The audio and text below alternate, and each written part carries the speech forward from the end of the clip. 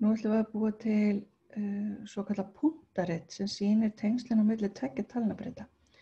Ég ætla að búa til nýtt blað og ég ætla að setja þarna inn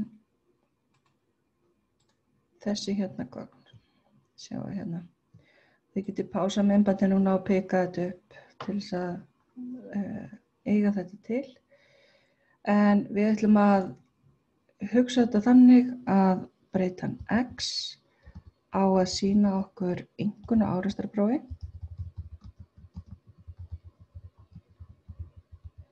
og breytan Y á að sýna okkur verð á einhvers bíls í milljónum króna. Og við ætlum að búa til mynd sem sýnir hvernig tengingin á milli, hvað tengsl á milli X og Y.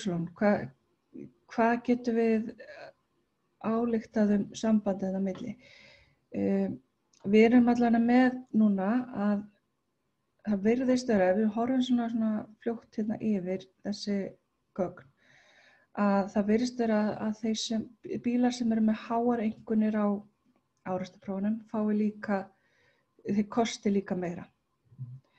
En við ætlum að reyna að athuga hvort að það sé kannski raun og veru þannig. Þannig að hérna, og bara til að taka það fram hérna, punktarit sýnir tengsl tveggja talnabreyta. Báðar breytunar eru talnabreytur, þá getum við nota punktarit.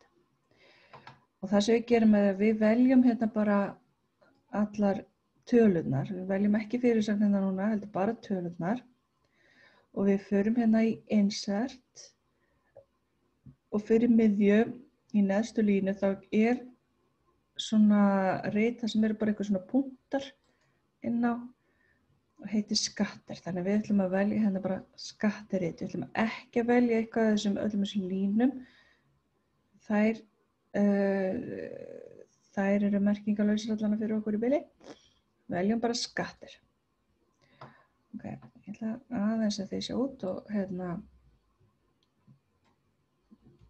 þá sjáum við núna að það verður til þessi mynd sem að er með bara nokkrum punktum hérna inn á og svo eru merktar tölur hérna á ásana.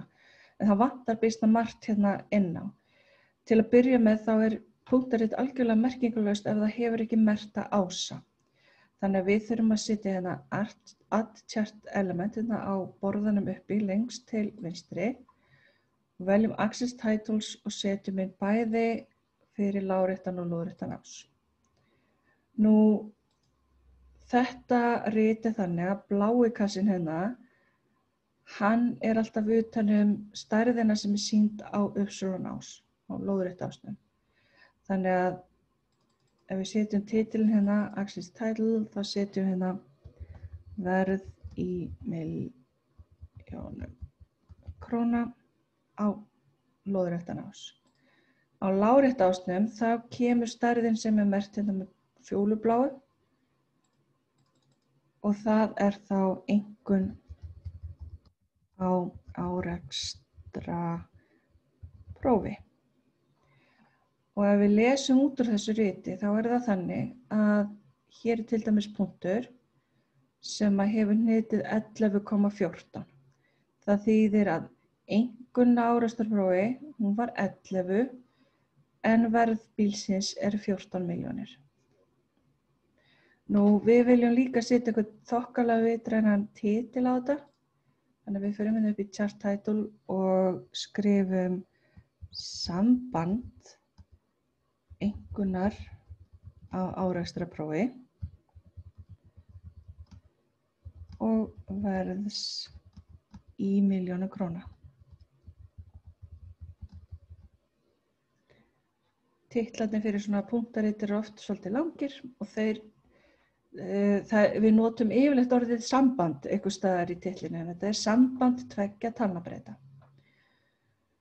Nú, það er eitt annað sem við viljum oft setja til þess að reyna að átta okkur á hvernig sambandið er og það er að setja línu hérna í gegn. Við höfum eftir að fara betur í það í fylgni útreikningunum, hvernig nákvæmlega hvað þessi lína þýðir. En ef við smellum á einhvern af þessum punktum hérna, svo getum við hægri smellt og valið Add Trendline. Og það sem gerist þá að Excel setur bestu beinu línu sem hægt að finna í gegnum talnasafnið. Og síðan getum við getum farið og sett ýmsa valkosti á þessa línu, en við skoðum það betur þegar við förum í fylgni útreikningana sjálfa.